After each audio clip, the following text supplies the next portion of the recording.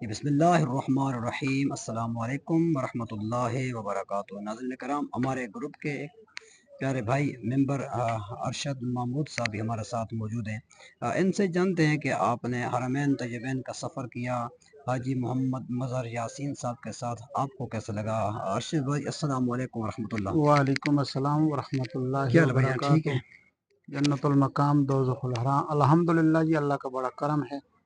اللہ پاک نے ہمارے اوپر کرم کیا، ہم یہاں حرمین شریفین کا مقدس مقامات دیکھا، اور مظہر یاسین صاحب بڑے خوش اخلاق اور بڑے پوشیدہ انسان ہیں۔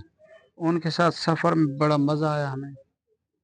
ہر زیارت پہ وہ ہمارے ساتھ گئے، 5 عمرے کیے ہم لوگوں نے، 5 عمروں میں وہ ہمارے ساتھ گئے، طواف کے چکر میں ہمارے ساتھ رہے، صفا مروہ کا جو ہم نے جو ہے نا سفر کیا وہ بھی اس وقت بھی ہمارے ساتھ رہے۔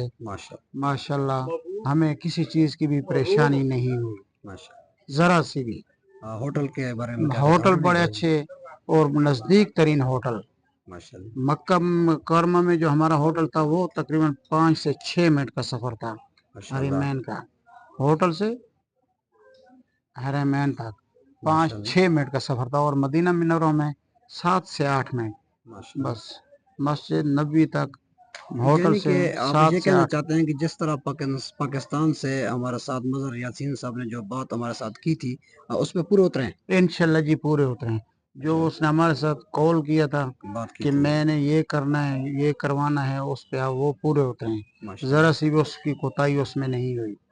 ہم اس کو ویلکم کہتے ہیں، جزائے خیر اللہ پاک۔ ناظرین کو آپ کیا پیغام دینا چاہتے ہیں؟ ناظرین کو میں یہی پیغام دینا چاہتا ہوں کہ جو میرا بھائی پاکستان سے آئے حرمین شریفین کا سفر کرنے کے لیے، وہ مظہر یاسین سے رابطہ کرے، گروپ میں آئے۔